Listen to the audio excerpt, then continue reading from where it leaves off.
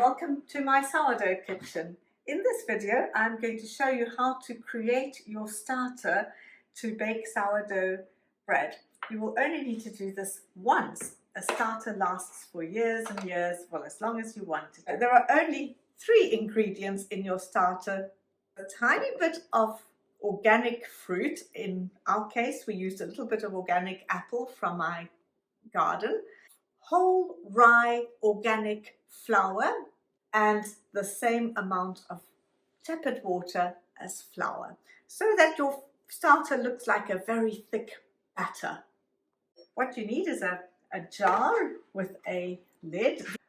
We will use the scrapings method of starters so we have less waste, and we want to create a starter which is just over 150 milliliters of starter, because that is the amount of starter we will use in each of our recipes. So I'm going to go up to just over 75, and we will add approximately the same amount of water. It can be tepid water, it doesn't have to be hot or cold, that's fine. So we've got roughly 165 in this case.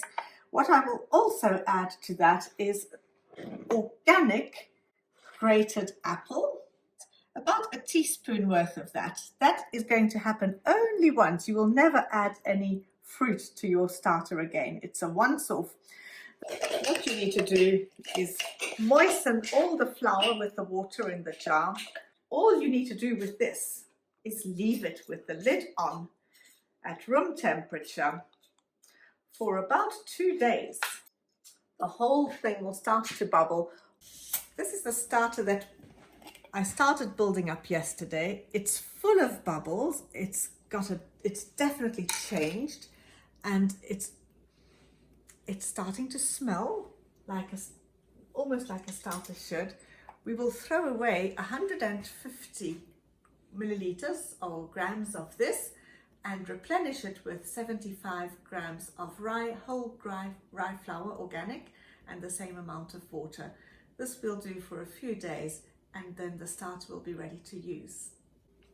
We have taken out 150 milliliters of the new starter, which wasn't really a starter yet, but we're building up to a starter. All I left in the jar are the scrapings, and we're going to replenish that to 150 grams.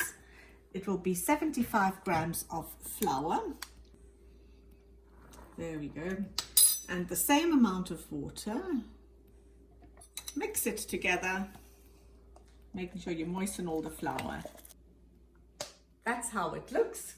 Close the lid tightly and leave it to rest for another day. That'll probably be ready to use tomorrow. It'll need to smell sour to confirm that it is a sourdough starter. As I don't need a new starter because I already have a well-established one in my kitchen, anyone who wants this in the Isle of Man who subscribes to my videos, I'll be very happy to give them this one. Thank you for watching my video on sourdough baking. This video was one of a series. If you liked it, please give me a thumbs up, or even better, subscribe so you see the entire process of turning your kitchen into a sourdough kitchen.